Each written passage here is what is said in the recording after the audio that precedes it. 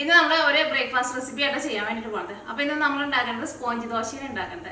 സാധാരണ നമ്മൾ ദോശയ്ക്ക് ഉണ്ടാക്കുന്ന പോലെ അരി നിറച്ചിട്ടല്ല ഈ ദോശ റെഡിയാക്കിയിട്ട് എടുക്കുന്നത്. ഈ ദോശ നമ്മൾ റെഡിയാക്കുന്നത് റവ വെച്ചിട്ടാണ് റെഡിയാക്കിയിട്ട് എടുക്കുന്നത്. പിന്നെ ഇതിൻ്റെ മിക്സിംഗ് ആണെന്ന് വെച്ചിട്ടുണ്ടെങ്കിൽ ഒരു 15 മിനിറ്റിനുള്ള ഇതിൻ്റെ മിക്സിംഗ് നമുക്ക് റെഡിയാക്കിയിട്ട് എടുക്കാം. അപ്പോൾ തന്നെ നമുക്ക് ദോശയും റെഡിയാക്കിയിട്ട് എടുക്കാം. പിന്നെ ഈ ദോശയിലൂടെ കഴിക്കാൻ വേണ്ടിയിട്ട് തേങ്ങയൊന്നും ചേർക്കാത്ത നല്ല ടേസ്റ്റ് ഉള്ള ഒരു ചട്നി കൂടിയിട്ട് ചെയ്യുന്നുണ്ട്.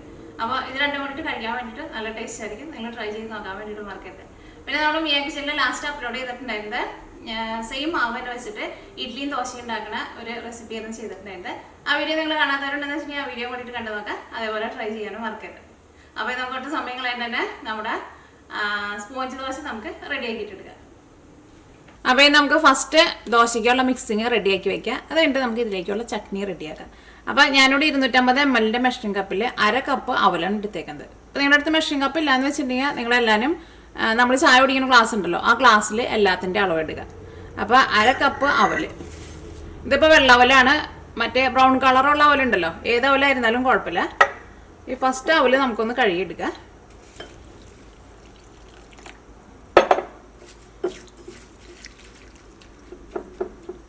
ഈ വെള്ളം ഒന്ന് കളയട്ടെ.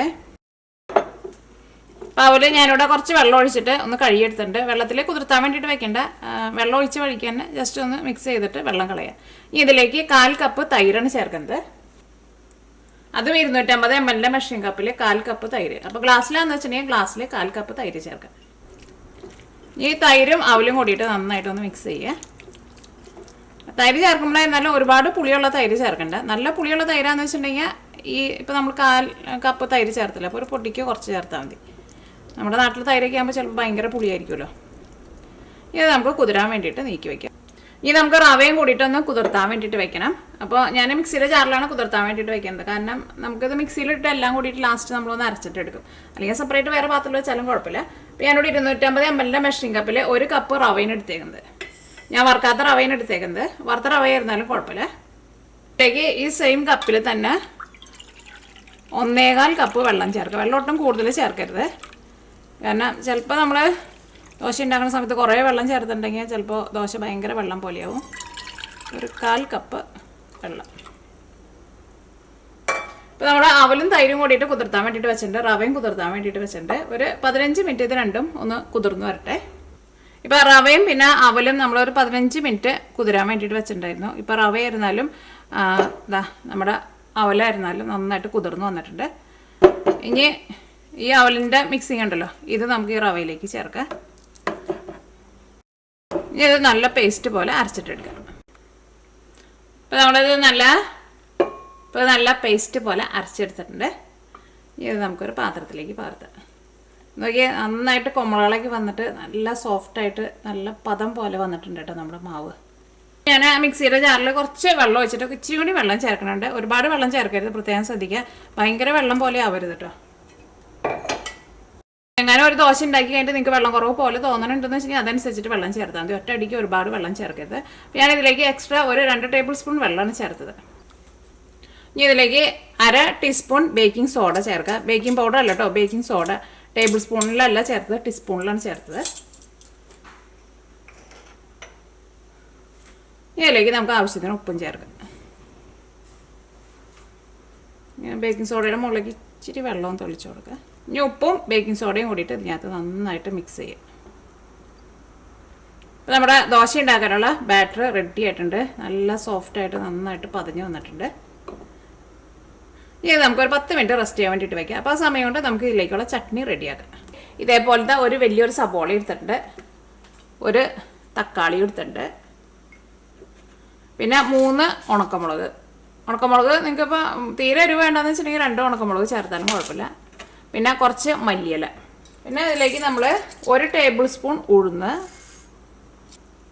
1 ടേബിൾ സ്പൂൺ കടലപ്പരിപ്പ്, നമ്മൾ ചെനാദാൽ എന്ന് പറയില്ലേ അത്, 3/4 ടേബിൾ സ്പൂൺ മല്ലി, മുഴുവനായിട്ടുള്ള മല്ലി തന്നെ ചേർക്കുക, 1/4 ടേബിൾ സ്പൂൺ ചെറിയ ജീരകം, 1/4 ടേബിൾ സ്പൂൺ കുരുമുളക്. ഇനിയിപ്പോൾ നിങ്ങൾക്ക് ചിലവർക്ക് ചെറിയ ജീരകത്തിൻ്റെ ടേസ്റ്റ് ഇഷ്ടമുണ്ടാവില്ല, അപ്പോൾ ചെറിയ ജീരകം ചേർത്തില്ലെങ്കിലും കുഴപ്പമില്ല. അപ്പോൾ ഇത്രയ്ക്ക് സാധനങ്ങളാണ് നമുക്ക് ചട്നി റെഡിയാക്കാൻ വേണ്ടിയിട്ട് വേണ്ടത്. പിന്നെ ലാസ്റ്റ് നമ്മൾ ചട്നിയിലേക്ക് നമ്മൾ താളിച്ച് ചേർക്കും. അപ്പോൾ ഇനി നമുക്ക് ചട്നി റെഡിയാക്കാം. അപ്പോൾ നമ്മുടെ പാൻ നന്നായിട്ട് ചൂടായിട്ടുണ്ട്. ഇതിലേക്ക് ആവശ്യത്തിന് ഓയിൽ ചേർക്കാം. നിങ്ങൾക്ക് ഇഷ്ടമുള്ള ഓയിൽ ചേർക്കാം. ഞാൻ വെളിച്ചെണ്ണയായിട്ട് ചേർക്കുന്നത്. ഇപ്പോൾ വെളിച്ചെണ്ണ നന്നായിട്ട് ചൂടായിട്ടുണ്ട്. തീ പതുക്കെ ഒന്ന് കുറച്ച് വെച്ചോ. ഇനി ഇതിലേക്ക് നമ്മൾ എടുത്തു വെച്ചിട്ടുണ്ടായിരുന്നില്ലേ ഉഴുന്നും പിന്നെ കടലപ്പരിപ്പും ചെറിയ ജീരകവും കുരുമുളകും, ഇത് 4 കൂടിയിട്ട് നമ്മൾ ഇതിലേക്ക് ചേർക്കാണ്. ഈ ഒരുപാട് കൂട്ടി വയ്ക്കരുത്. ഇതെല്ലാം കൂടിയിട്ട് നന്നായിട്ടൊന്ന് മുരിഞ്ഞ് വരട്ടെ. ഇതെല്ലാവരും മുരിഞ്ഞ് നല്ലൊരു ഗോൾഡൻ കളറായിട്ടുണ്ട്. ഇതിലേക്ക് നമ്മളൊരു സബോള എടുത്ത് വെച്ചിട്ടില്ലേ, ഈ സബോള ചേർക്കാം. അയ്യോ കയ്യിൽ തെറിച്ച്. ഒരുപാട് അങ്ങനെ പൊടി പൊടിയായിട്ട് കട്ട് ചെയ്യണ്ട, അതേപോലെ.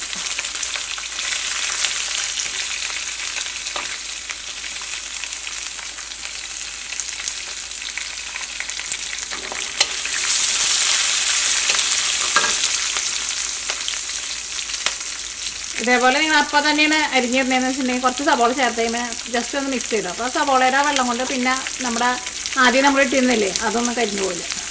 ഇതിലേക്ക് ആവശ്യത്തിന് ഉപ്പ് ചേർക്കാം. ഇതിലേക്ക് നമുക്ക് തക്കാളിയും കൂടിയിട്ട് ചേർക്കണം. അപ്പോൾ നമ്മൾ ആദ്യം ചേർത്തിരുന്ന കടലപ്പരിപ്പും ഉഴുന്നൊക്കെ നന്നായിട്ട് മുരിഞ്ഞ് നല്ലൊരു ഗോൾഡൻ കളർ ആവണം കേട്ടോ. എന്നിട്ട് വേണം നമുക്ക് ഇതിലേക്ക് സബോള ചേർക്കാൻ വേണ്ടിയിട്ട്. സബോള ചേർത്ത് കഴിഞ്ഞിട്ട് ഒന്ന് നന്നായിട്ടൊന്ന് മിക്സ് ചെയ്ത് കഴിയുമ്പോൾ നമുക്ക് ഇതിലേക്ക് തക്കാളി ചേർക്കാം. സബോള ഒന്ന് സോഫ്റ്റ് ആയിട്ടുണ്ട്. ഇനി ഇതിലേക്ക് ഞാനിവിടെ തക്കാളിയും ചേർക്കുന്നുണ്ട്. കുറച്ച് മല്ലിയിലയും ചേർക്കാം.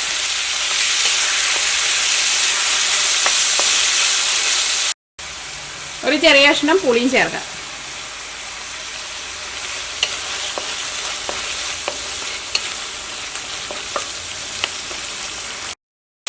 ഈ തക്കാളി നന്നായിട്ടൊന്ന് സോഫ്റ്റ് ആയി കഴിഞ്ഞ് കഴിയുമ്പോൾ നമുക്ക് തീ ഓഫ് ചെയ്യാം.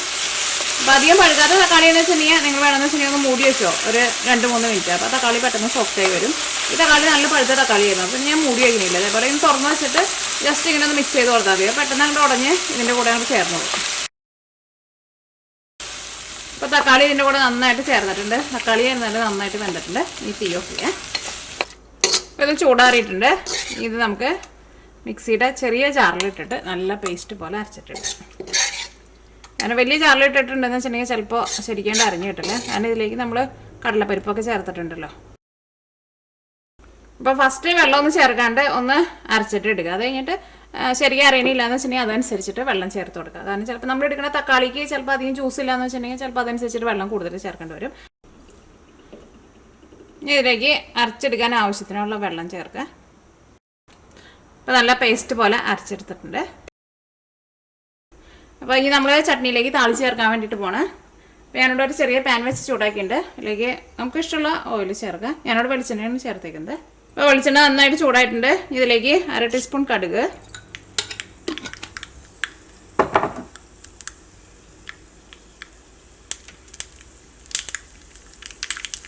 നമ്മുടെ കടുക് പൊട്ടി തുടങ്ങിയിട്ടുണ്ട്. തീ നന്നായിട്ടൊന്ന് കുറച്ച് വയ്ക്കാം. ഇനി ഇതിലേക്ക് ഞാനിവിടെ ഒരു 2 നുള്ള് നമ്മുടെ ചട്നിയിൽ ചേർത്തിട്ടുണ്ടായിരുന്നില്ലേ ഉഴുന്നും പിന്നെ കടലപ്പരിപ്പും, അത് രണ്ടും ഒരു 2 നുള്ളു വെച്ച് ചേർക്കുന്നുണ്ട്.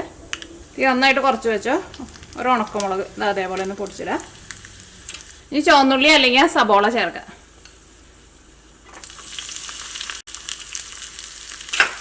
കറിവേപ്പില ചേർക്കാം. ഞാനിതിലേക്ക് ഒരു നുള്ളു ഉപ്പും ചേർക്കുന്നുണ്ട്. എല്ലാവരും നന്നായിട്ട് മുരിഞ്ഞിട്ടുണ്ട്. തീ ഓഫ് ചെയ്യാം. ഇനി ഇത് ചൂടോട് കൂടിയിട്ട് നമ്മുടെ ചട്നിയിലേക്ക് ചേർക്കാം. അപ്പോൾ നമ്മുടെ ദോശയുടെ കൂടെ കഴിക്കാനുള്ള ചട്നി റെഡി ആയിട്ടുണ്ട്. ഇത് നമുക്ക് ഇഡ്ഡലിയുടെ കൂടെ അല്ലെങ്കിൽ ദോശയുടെ കൂടെ ഒക്കെ കഴിക്കാൻ വേണ്ടിയിട്ട് നല്ല ടേസ്റ്റ് ആയിരിക്കും കേട്ടോ. ദോശ ചുടാനുള്ള പാൻ നന്നായിട്ട് ചൂടായിട്ടുണ്ട്. ഇതിലേക്ക് നമുക്ക് കുറേശ്ശെ മാവ് ഒഴിച്ചിട്ട് ദോശ റെഡി ആക്കിയിട്ടുണ്ട്.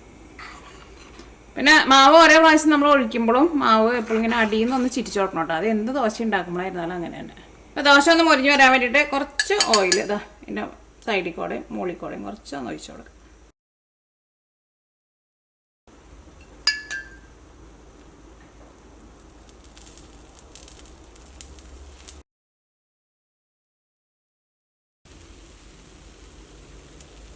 റെഡി ആയിട്ടുണ്ട്. അപ്പോൾ ഞാനിവിടെ ഇത്രയ്ക്ക് മാവ് വെച്ചിട്ട് ഇതേപോലത്തെ 6 ദോശയായിട്ട് ഉണ്ടാക്കിയത്. 6 ദോശ ഉണ്ടാക്കിയിട്ടുണ്ട്. പിന്നെ ഒരു ചെറിയ ദോശ ഉണ്ടാക്കാനുള്ള കുറച്ച് മാവും കൂടിയിട്ട് ബാക്കിയുണ്ട്. അപ്പോൾ നമ്മുടെ സ്പോഞ്ച് ദോശ റെഡി ആയിട്ടുണ്ട്. ഇതാ നോക്കിക്കേ, ദോശ ഇതേപോലെ ഇങ്ങനെ നല്ല സോഫ്റ്റായിട്ട് ഇരിക്കും.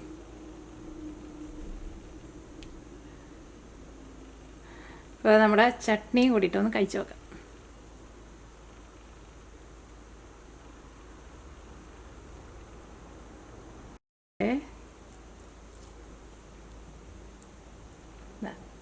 ചട്നി ഇതേപോലെ തിക്കായിട്ടിരിക്കുന്നത് കേട്ടോ ഈ ദോശ കഴിക്കാൻ വേണ്ടിയിട്ട് നല്ലത്.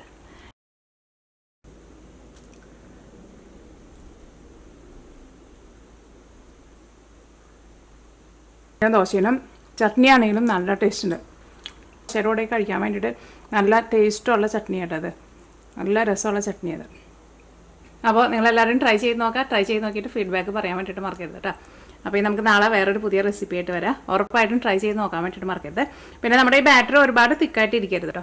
അത് ഫസ്റ്റ് നിങ്ങളൊരു ദോശ ഉണ്ടാക്കി നോക്കാം. എന്നിട്ട് ദോശ കുറച്ച് തിക്കായിട്ടാണ് ഇരിക്കുന്നത്, അല്ലെങ്കിൽ അത്രയ്ക്ക് അങ്ങോട്ട് ഈ കൊമ്പളകൾ പോലെ ഇതിൻ്റെ ഉള്ളിൽ നിറച്ച് ഇങ്ങനെ വരുമല്ലോ, അങ്ങനെ വരണില്ല എന്ന് വെച്ചിട്ടുണ്ടെങ്കിൽ അത് മാവ് ചിലപ്പോൾ ഭയങ്കര തിക്കായിട്ട് ഇരുന്നിട്ടായിരിക്കും. അല്ലെങ്കിൽ നമ്മുടെ ദോശമാവ് ഒഴിക്കുമ്പോൾ പാനായിരുന്നാലും അത്യാവശ്യം നല്ല ചൂട് വേണം, എന്നാൽ മാത്രമേ ആ കൊമ്പളകളൊക്കെ നന്നായിട്ട് വരുള്ളൂ. അപ്പോൾ ബേക്കിംഗ് സോഡയൊക്കെ ആയിരുന്നാലും ഞാൻ പറഞ്ഞേക്കണം അത്രയ്ക്ക് തന്നെ ചേർക്കണം കേട്ടോ. അപ്പോൾ ഞാൻ ഇതും കൂടി കഴിച്ചിട്ട് നിർത്തട്ടെ.